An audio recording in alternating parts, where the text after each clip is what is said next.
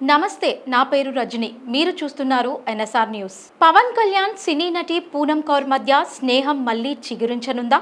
ఏమో, తిరిగి కలుస్తున్నారేమో. లేకపోతే సీఎం చంద్రబాబుతో పూనం కౌర్ బహిరంగ వేదికను ఎలా పంచుకోగలిగింది? ట్విట్టర్లో ఆ ఫోటోలు పోస్ట్ చేసి తెగ సంబరపడిపోతున్న పూనం సంతోషం వెనక అసలు కారణం ఏమై ఉంటుంది? ఆ మధ్య దర్శకుడు త్రివిక్రమ్ను పనిగట్టుకుని తిట్టిన పూనం కౌర్ కొన్నాళ్లుగా మౌనంగా ఎందుకుంది? రాజకీయ శక్తులు ఆమెను బెదిరించాయా, లేక అధికార మీడియేటర్లు రాజీ కుదిర్చారా? డిప్యూటీ సీఎంగా ఉన్న పవన్ కళ్యాణ్ కి తెలియకుండా పూనం కౌర్ సీఎంని కలవగలుగుతుందా అనేది పవన్ ఫ్యాన్స్ లో కలుగుతున్న అతిపెద్ద సందేహం.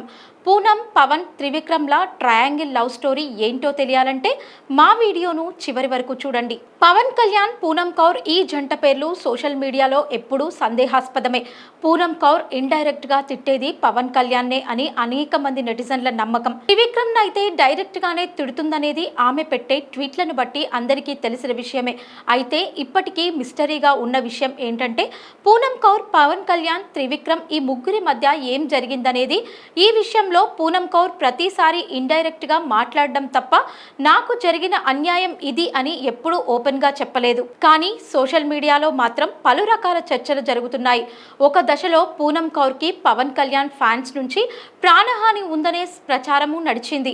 ఆమె కెరీర్ నాశనం కావడానికి త్రివిక్రమ్, పవన్ కళ్యాణ్ కారణమని కొందరు పవన్ కళ్యాణ్ ప్రత్యర్థులు బహిరంగంగా కూడా విమర్శలు సోషల్ మీడియాలో కనిపిస్తాయి. మరికొందరైతే పూనం కౌర్, పవన్ కళ్యాణ్ కొన్నాళ్లు సహజీవనం చేశారనే దుష్ప్రచారము చేశారు.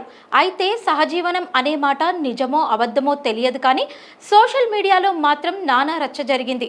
ఇప్పటికీ పూనం కౌర్ పేరు తెరపైకి వస్తే మొదట గుర్తొచ్చేది పవన్ కళ్యాణే.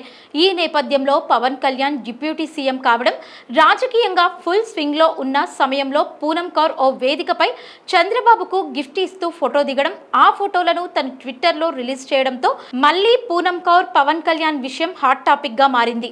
నిజానికి ఒక డిజిటల్ మీడియా సంస్థ ఆధ్వర్యంలో జరిగిన ఆ కార్యక్రమంలో పూనం కౌర్ సీఎం చంద్రబాబుతో వేదిక పంచుకుంది. కానీ ఆమె చంద్రబాబుతో దిగిన ఫోటోలు సోషల్ మీడియాలో ఎంత రచ్చలేపుతాయో అనేది చాలా మందికి సందేహం.